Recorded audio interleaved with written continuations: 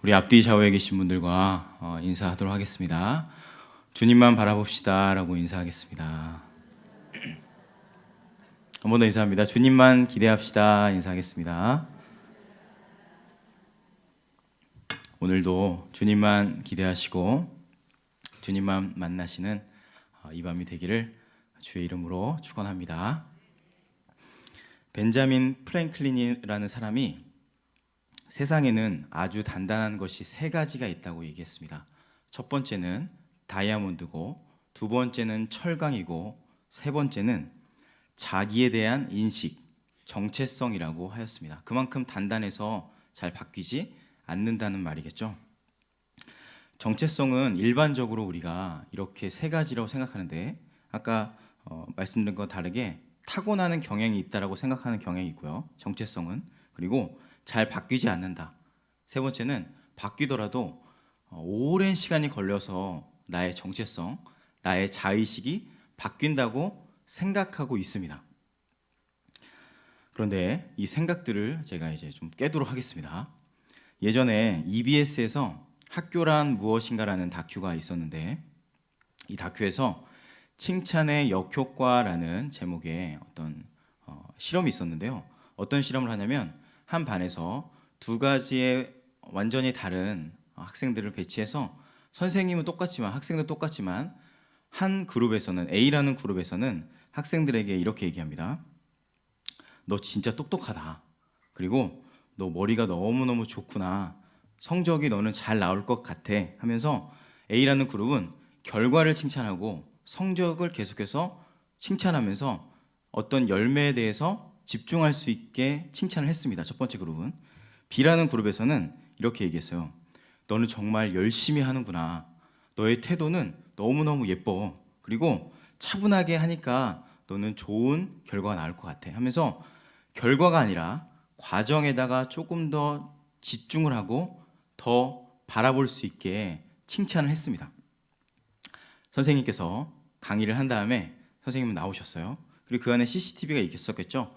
그리고 학생들이 A라는 그룹과 B라는 그룹이 똑같이 7분 동안 시간을 주고 배웠던 거를 기억해서 칠판에 쓰십시오라는 이제 미션을 주는데, 첫 번째 있었던 그룹은 어떻게 했을까요? 대부분은 컨닝을 하고 베껴서 답안지를 쓰는 것이었습니다. 그런데 B라는 그룹의 애들은 어떻게 했을까요? 컨닝을 하지 않고 정직하게 자기가 아는 것만 쓰는 거예요.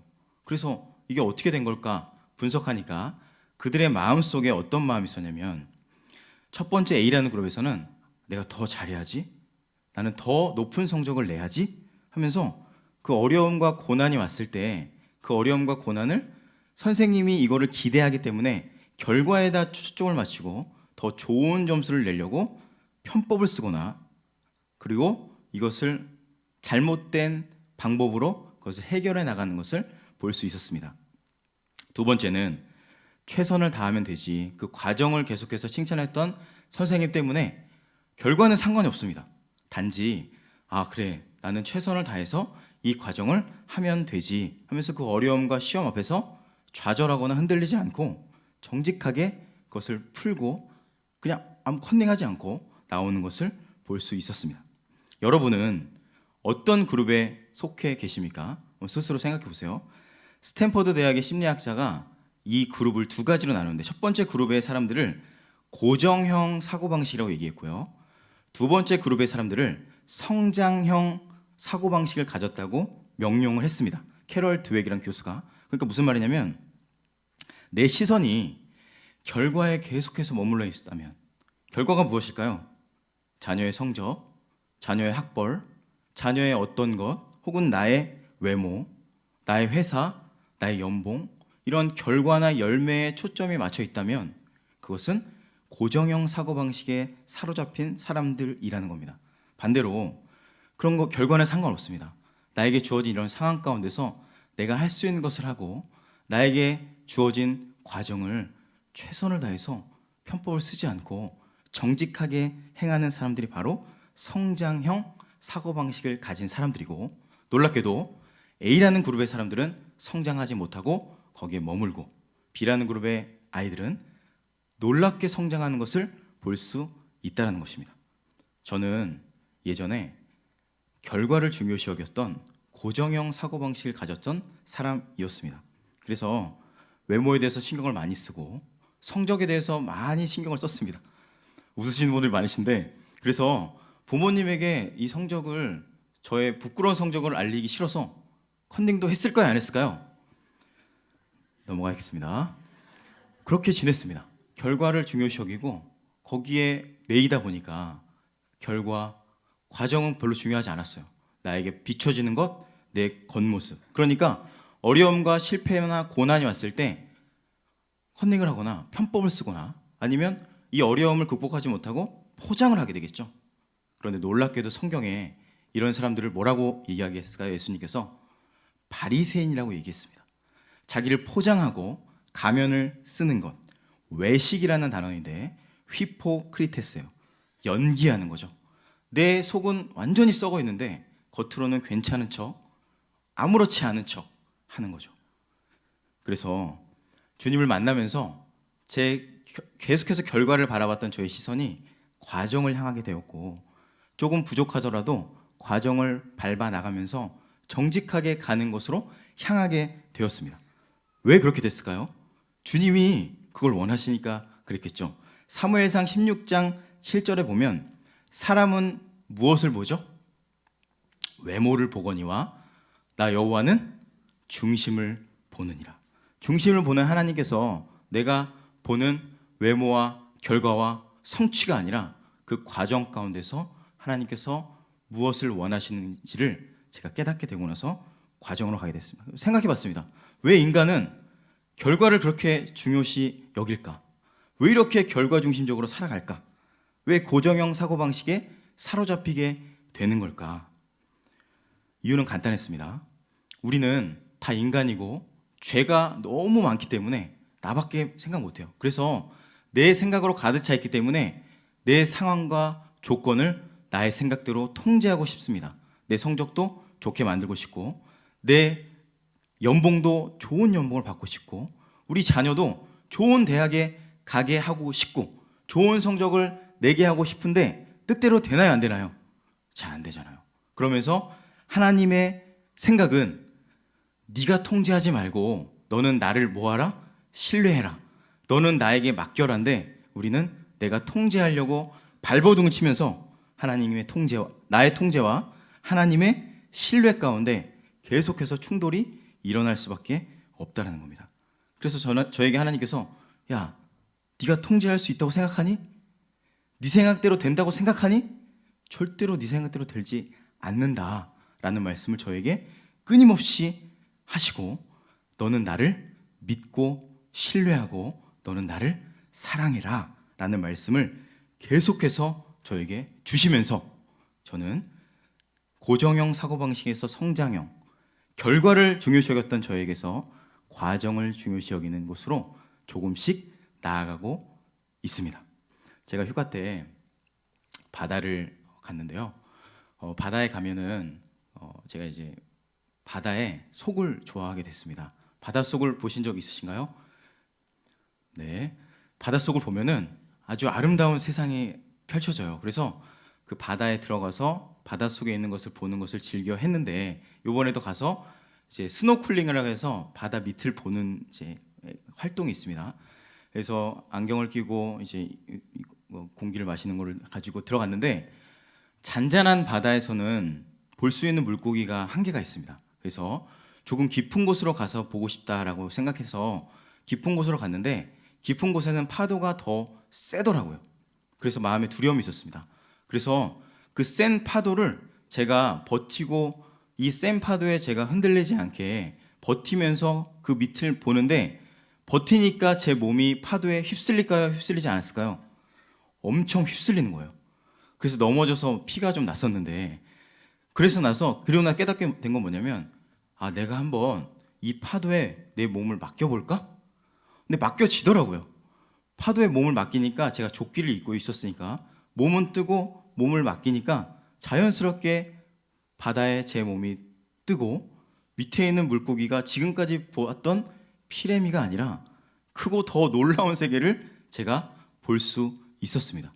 제가 말씀드리고 싶은 건 뭐냐면 제가 한계로 두고 있었던 그 파도에 저를 맡기니까 완전히 다른 세계로 들어갈 수 있었다는 겁니다. 내가 생각했을 때는 그 파도가 닫힌 문이고 갈 수 없는 영역이라고 생각했는데 거기에 저를 맡기는 순간 내가 상상하지 못했던 세계로 들어갈 수 있었던 순간이었습니다. 여러분에게 동일하게 한번 질문해 보시기 바랍니다. 내가 어떠한 상황 가운데서 어떠한 생각과 어떠한 힘으로 이것을 통제하려고 하는지, 아니면 하나님께 이것을 온전히 맡겨서 새로운 시즌, 새로운 단계로 들어가려고 하는지. 하나님께서 쓰시는 수많은 성경의 인물들은 하나님이 중심을 보시니까 모든 성경의 인물들은 과정을 통해서 하나님께서 역사하신다는 것을 깨닫게 되었습니다. 오늘 말씀에서 바울도 동일하게, 바울은 원래 통제하는 사람이었습니다. 그래서 상황 가운데서 정죄하고 사람들을 혼내고 꾸짖고 자르고 죽이고 하는 통제하는 인생이었잖아요. 그런데 주님을 만난 후에 어떻게 되죠?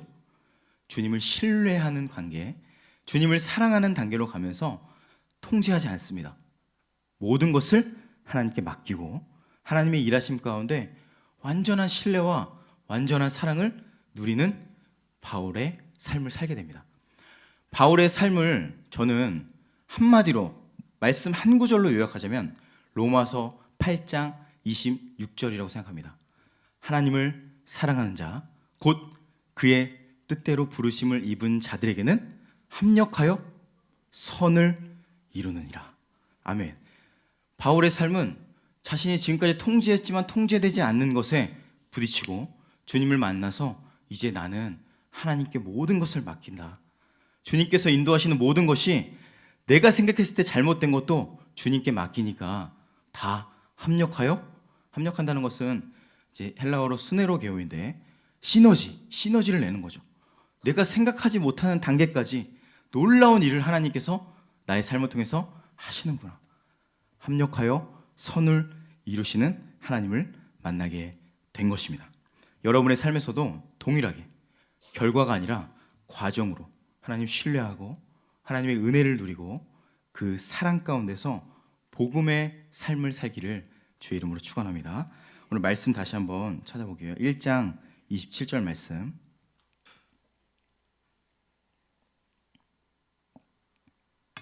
자, 한번 읽어보겠습니다. 시작. 오직 너희는 그리스도의 복음에 합당하게 생활하라. 이는 내가 너희에게 가보나 떠나 있으나 너희가 한 마음으로 서서 한 뜻으로 복음의 신앙을 위하여 협력하는 것과. 아멘. 복음에 합당하게 생활하라 라는 말씀이 처음에 첫 구절을 장식하고 있습니다. 동일합니다.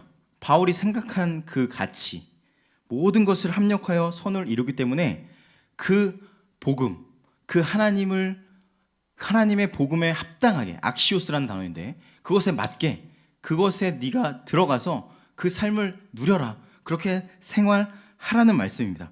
좋고 나쁨을 생각하는 것이 아니라 하나님을 신뢰하는 단계, 하나님의 그 깊은 임재 가운데로 들어가라는 말씀이 이 복음에 합당하게 생활하라는 말씀입니다. 그럼 이 복음이라는 게 뭘까요? 뭐 여러 가지로 설명할 수 있지만 처음 구절 창세기 1장으로 한번 가보도록 하겠습니다. 창세기 2장으로 가볼게요. 2장 7절 말씀. 여러 곳에서 복음이 다 성경의 복음이지만 처음에 하나님께서 복음을, 우리 인간을 창조하셨을 때의 장면을 통해서 복음에 대해서 좀 보도록 하겠습니다. 2장 7절 말씀 한번 다 같이 읽어볼게요. 다 같이 2장 7절 시작.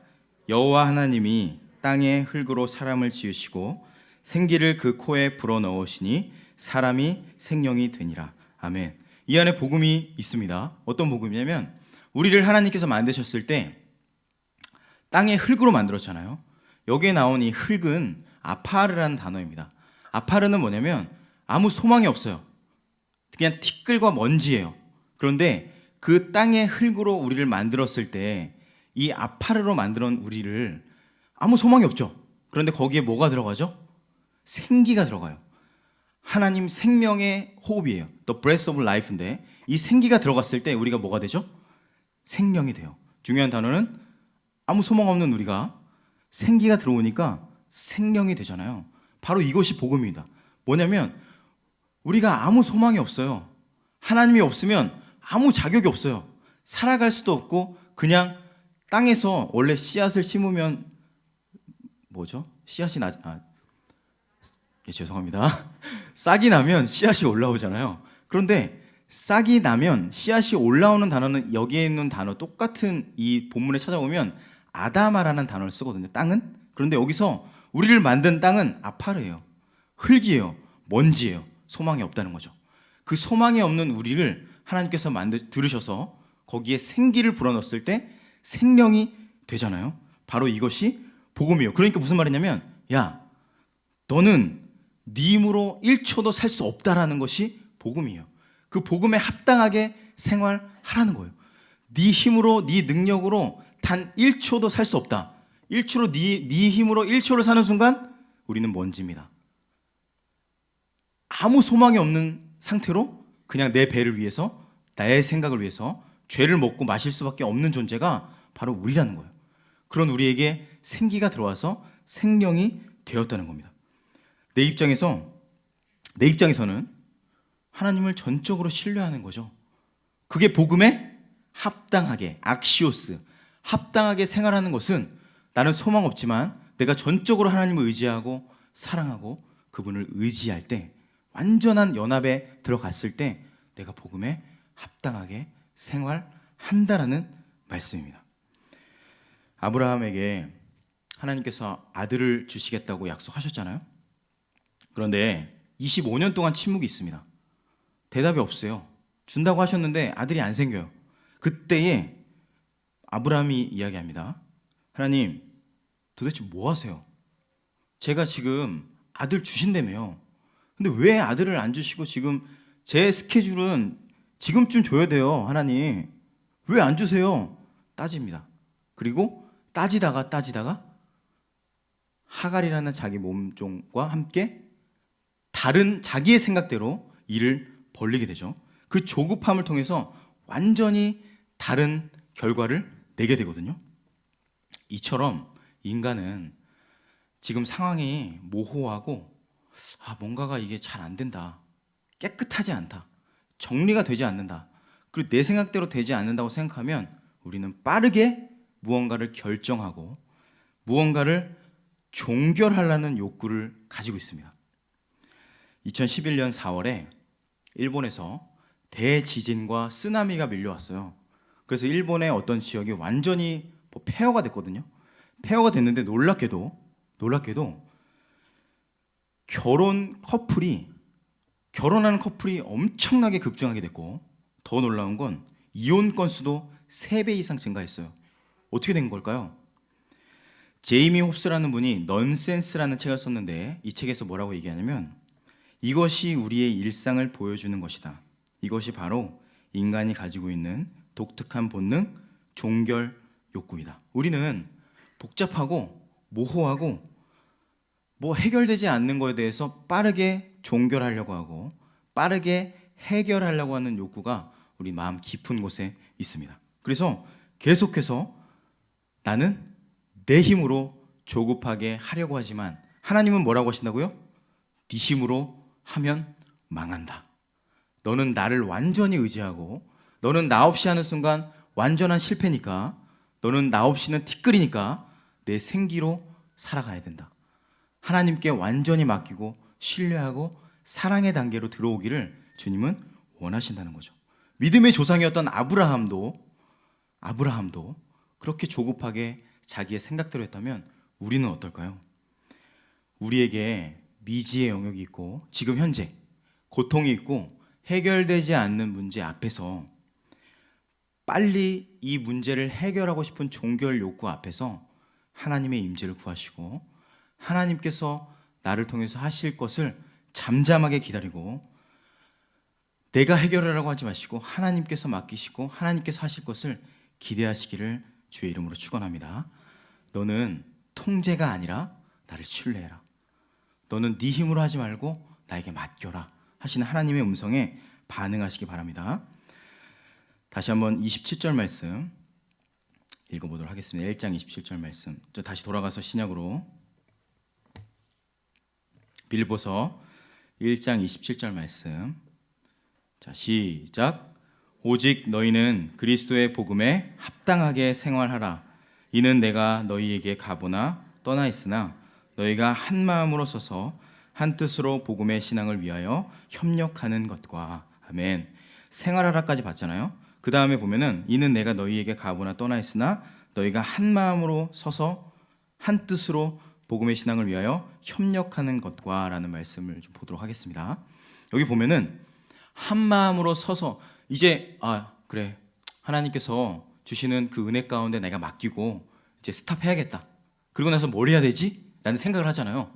근데 성경에서는 다시 한 마음으로 서래요. 선다는 게 뭘까요? 서서. 헬라어로는 스테코인데 정지입니다. 다시 정지하는 거예요. 참는 거예요. 견디는 거예요. 영어로는 stand firm이라고 되어 있어요. 굳건히 선다는 거예요.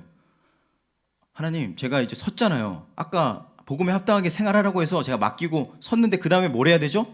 다시 하나님께서는 거기에 stand firm 하래요. 다시 복음에 한 마음으로 서래요. 제가 중국 선교사님 어떤 이제 선교사님 분에게 들었던 일화인데요.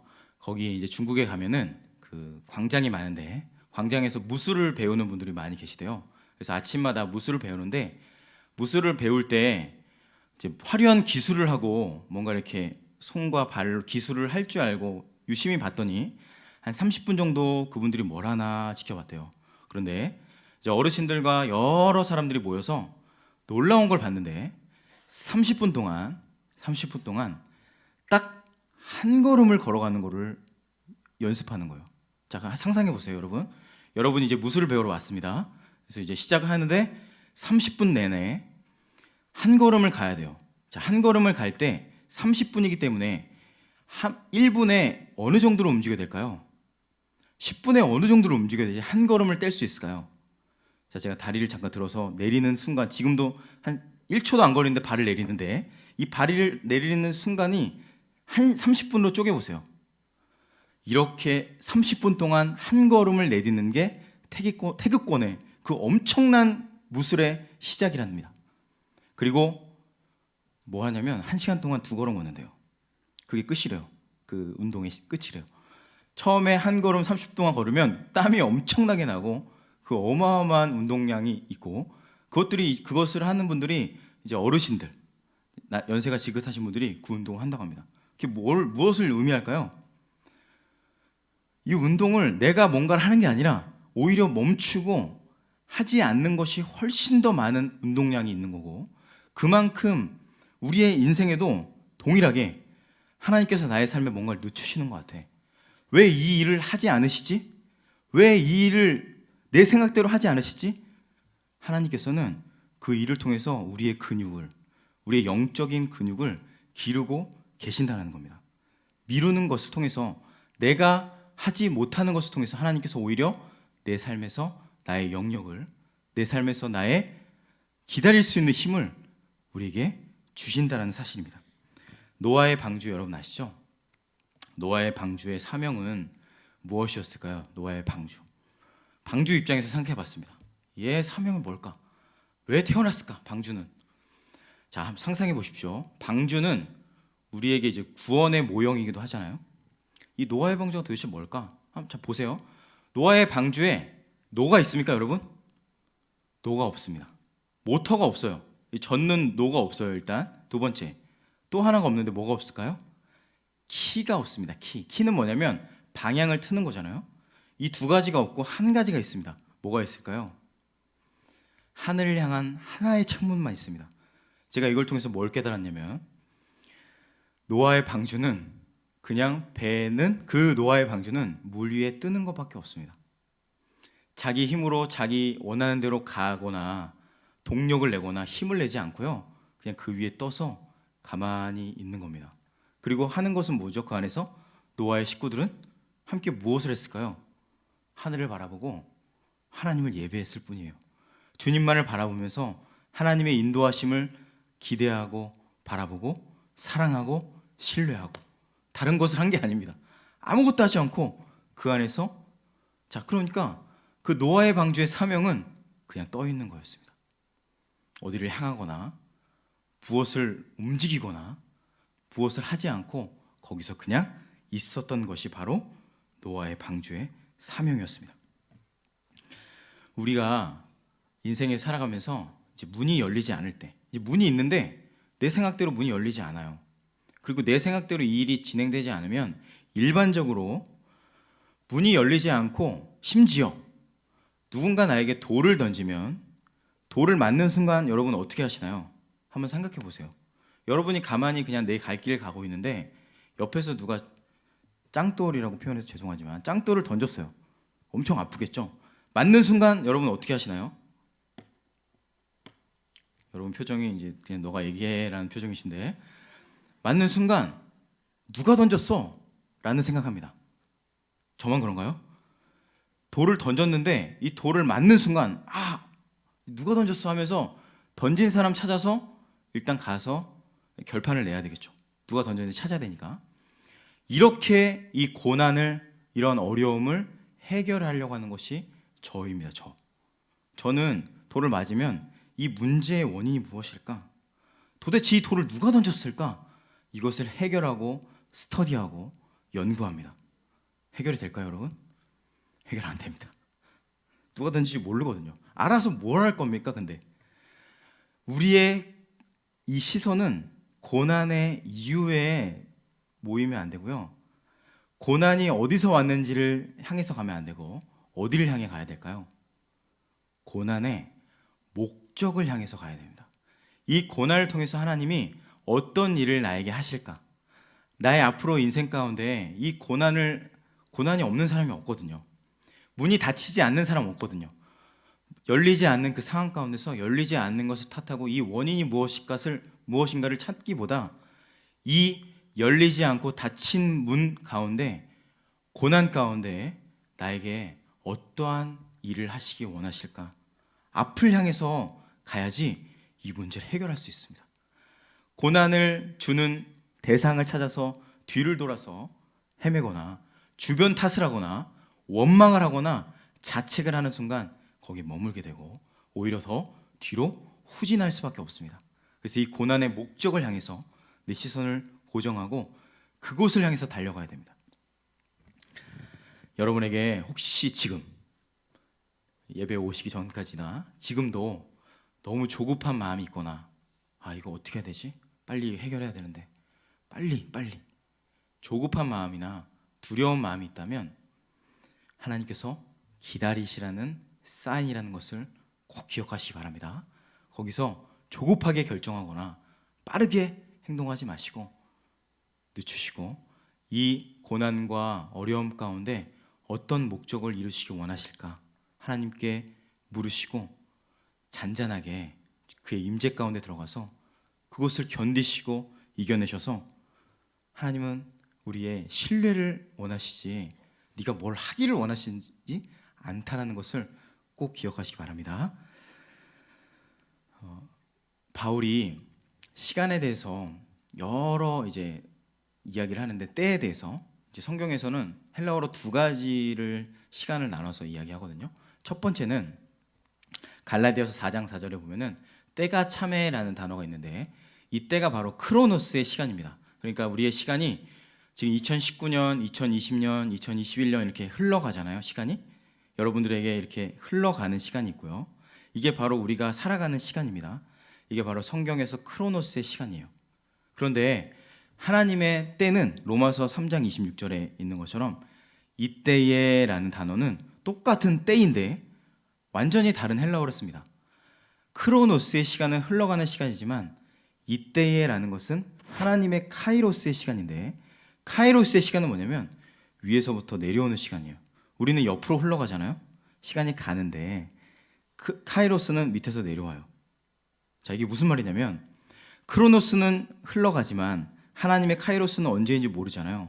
그럼 여기와 여기 사이에 갭이 있겠죠. 차이. 이 차이 가운데 우리는 신뢰하면서 하나님의 때를 기다리는 것입니다. 내가 카이로스를 위해서 다니는 게 아니라 그 카이로스를 우리가 기다리면서 하나님의 때를 기다리면서 크로노스를 그냥 살아가는 겁니다. 그 과정을 살아가는 겁니다. 그 과정 가운데 노를 젓거나 발버둥 치는 게 아니라 우리가 해야 되는 건 딱 하나입니다. 하나님을 바라보고 창문을 열고 주님과 깊은 교제와 깊은 사랑의 관계로 들어가는 것이 바로 오늘 말씀에서 제가 말씀드렸던 한 마음으로 서는 것이고, 동일하게 뒤에 보면은 협력하다라는 단어가 있거든요. 같이 그걸 하는 겁니다. 같이 함께 이 일을 해 나가는 것. 28절 말씀 보도록 하겠습니다. 28절 말씀. 자, 시작. 무슨 일에든지 대적하는 자들 때문에 두려워하지 아니하는 이 일을 듣고자 함이라. 이것이 그들에게는 멸망의 증거요 너희에게는 구원의 증거니 이는 하나님께로부터 난 것이라. 아멘. 여기서 두려워하지 말라. 이 두려워하다라는 것은 다른 곳에서는 없는, 여기에 딱 한 번밖에 쓰이지 않은 군사 용어인데요. 군사 용어. 두려워하지 않는 것. 다른 문학, 이제 헬라어 다른 문학 서적에 있던 것을 분석했던 글을 봤더니 이 두려워하다라는 것이 이렇게 돼 있어요.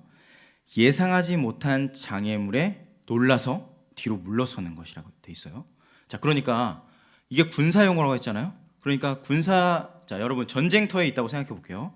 전쟁의 현장에서 협력해서 굳게 스탠드 펌 하고 있습니다. 지금 함께 방패를 들고 거기에서 멈춰서 서 있잖아요. 상대방의 그 적에 맞서서 거기 서 있는 거예요. 견디고 있잖아요. 지키고 있는데 함께 협력해서 그 일을 하고 있는데 상대방이 어둠의 적이 오는데 저 적이 범상치 않은 적이 왔을 때예요. 내가 생각하지 못할 정도로 엄청나게 크고 내가 막을 수 없을 만큼 어마어마한 덩치와 힘을 가진 것 같이 생긴 적이 왔을 때 함께 서 있던 사람 중에 두려워하는 사람이 그 방패를 놓고 도망가는 상황을 상상해 하시면 됩니다.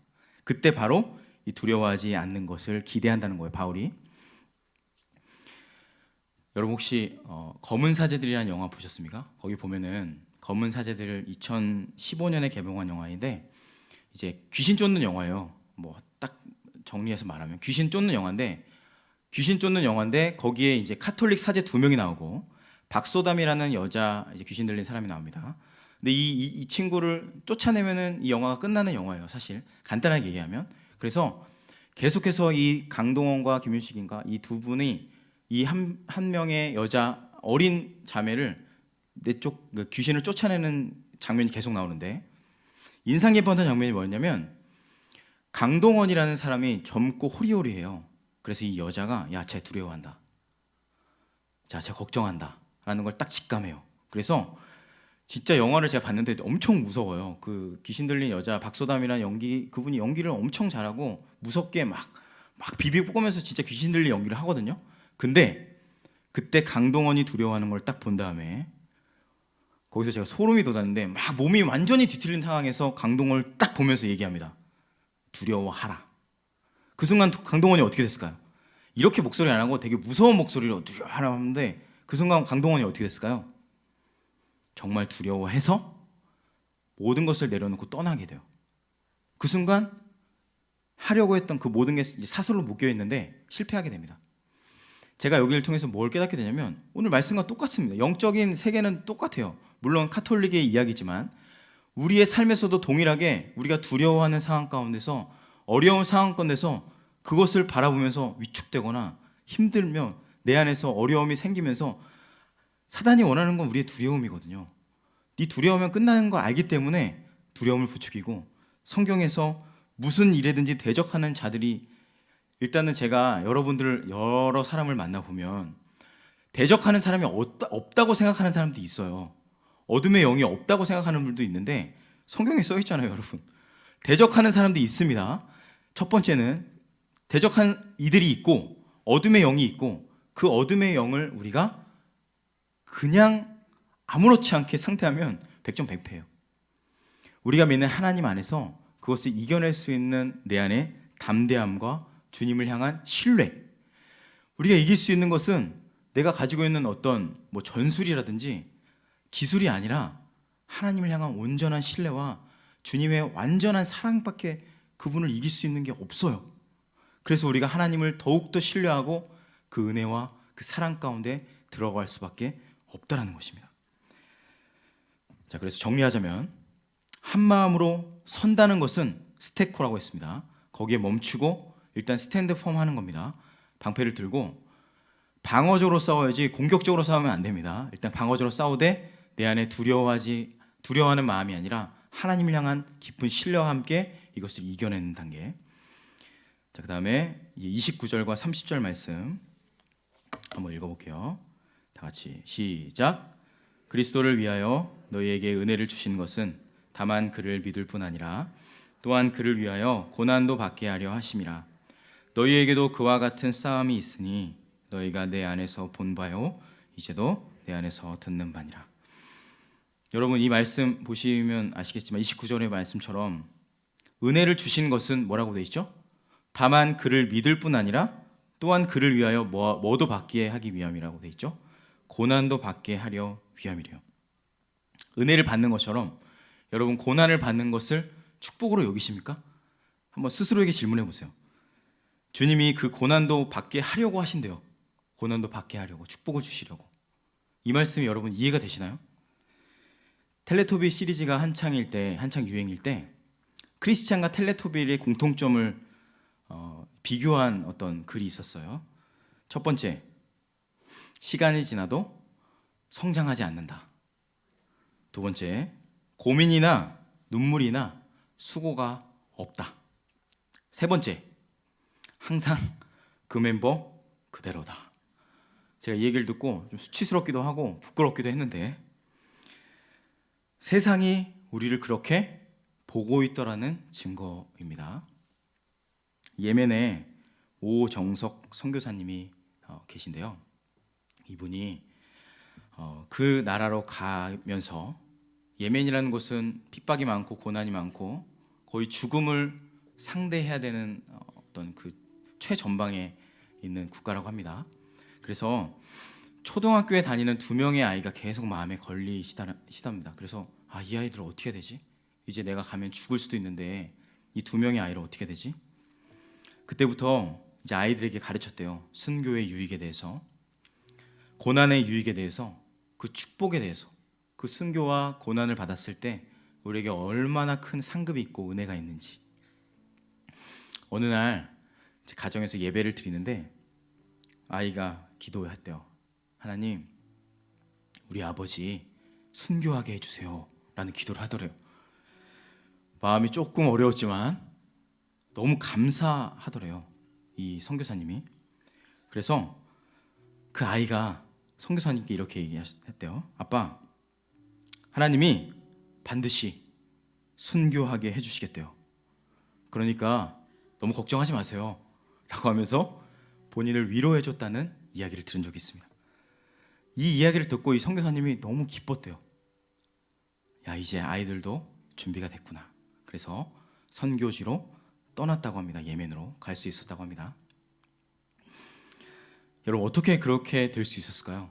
정말로 그 가정이, 그 선교사님이, 그 자녀들이, 그 말씀이 삶 가운데 실제가 되고 주님이 나에게 주시는 고난도 축복이라는 것을 정말로 믿고, 내가 딛는 이 땅이 세상 땅이 아니라 하나님의 나라구나, 하나님이 나를 통해서, 나의 삶을 통해서 역사하시는구나, 이 말씀, 오늘 말씀처럼 고난도 받게 하려 하시는구나, 이 말씀이 완전히 그의 삶을 통과하니까 그렇게 순교의 자리로 갈 수 있었다는 겁니다.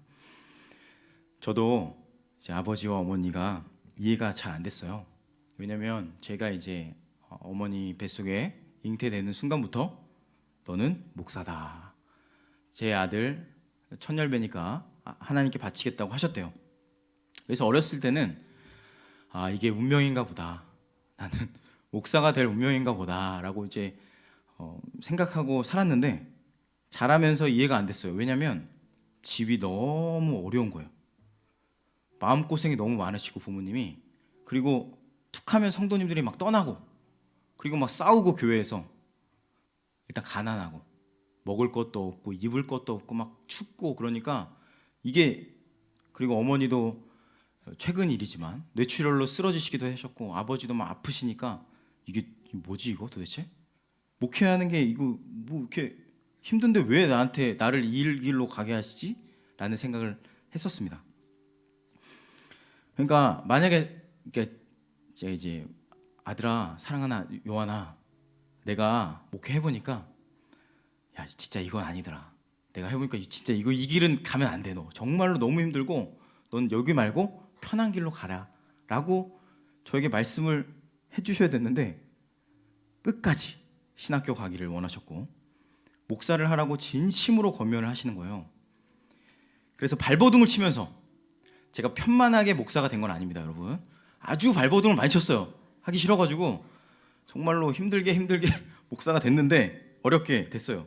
그런데 목사가 되고 조금씩 목회를 하면서 이제 조금 알겠더라고요. 왜 아버지 어머니가 이 길을 가라고 하셨는지 아주 조금 알 것 같아요. 인간적으로 보여지는 것은 어려워요. 정말 어렵습니다. 힘든 길이고 어려운 길인데, 아버지 어머니가 이 길을 가시면서 주님이 그 길 가운데 함께 하셨다는 것을 부모님은 정말 믿고 계셨구나. 그리고 나에게 그 하나님을 만나기 원하셔서, 내가 그 하나님을 만나게 하시려고 이 길 힘들지만 가게 하셨구나라는 것을 깨닫게 되었습니다. 지금도 우리 가족은 가난합니다, 여러분. 우리 가족 가난하고 많이 힘들어요. 보기에는 아무것도 없어요. 개척교회고 부족하고 세상적인 기준을 보면 초라하기 짝이 없습니다. 그런데 저와 우리 가족은 너무 행복해요. 왜 행복할까요? 세상적인 것으로 행복할까요? 우리 하나님이 나의 주인이잖아요. 우리 하나님이 나의 하나님이잖아요.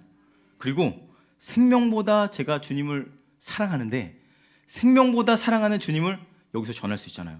그리고 전하는 것뿐만 아니라 내 삶으로 살아낼 수 있잖아요. 이거보다 행복한 거 있나요, 여러분? 없습니다. 저희는 그래서 날마다 아무것도 없지만 행복해요. 그리고 기쁘고 감사합니다. 저의 이 고백이 그대로 담긴 찬양이 있더라고요. 오늘 같이 찬양하고 싶었지만 제가 몇 구절만 읽어드릴게요. 후렴 부분인데, 주만 의지해라는 찬양이에요. 주어진 내 삶이 작게만 보여도 선하신 주 나를 이끄신 보내, 중심을 보시는 주님만 따르네, 날 택하신 주만 의지해, 보이는 상황에 무너질지라도 예수 능력이 나를 붙드네, 보이지 않아도 주님만 따르네, 내 평생 주님을 노래하리라. 아멘. 우리의 삶 가운데 저의 고백이었지만 여러분들에게 동일하게 고난이 있고 시련이 있고 아픔이 있고 눈물이 있을 겁니다. 하지만 그것들이 우리를 넘어뜨릴 수 없습니다. 왜냐하면 우리를 주님이 당신의 생명보다 더 사랑하시기 때문에, 내가 봤을 때는 막힌 것 같고 내가 봤을 때 열리지 않은 것 같지만 하나님께서 마침내 열어주실 거라는 우리 안에 신뢰가 있잖아요. 하나님을 향한 사랑이 있잖아요. 그렇기 때문에 흔들리지 않습니다. 그 주님이 우리의 삶을 인도하시고 주님 만날 때까지 이 길을 같이 걸어가기를 제가 권면을 드립니다. 그리고 여러분 정말 진심으로 다 표현을 하지 못하지만 사랑합니다. 왜냐하면 저에게 맡겨주셨으니까. 그래서 이 길을 걸어갈 때 그 무한한 사랑과 십자가의 은혜를 꼭 기억하시고, 나에게 흔들리는 상황이 있을 때, 어려운 상황이 몰려올 때, 문이 열리지 않을 때, 하나님 나에게 맡기려는 거구나, 나를 사랑하라는 사인이구나, 하나님께 완전히 맡겨서 내가 생각하지 못하는 경지, 내가 생각하지 못하는 그 깊이, 그 사랑과 은혜 가운데 거해서서 매 순간, 죽어서 아니라 매 순간 여기서 주님 만나고 누리고 찬양하고 예배하는 저와 여러분들 되기를 주의 이름으로 축원합니다.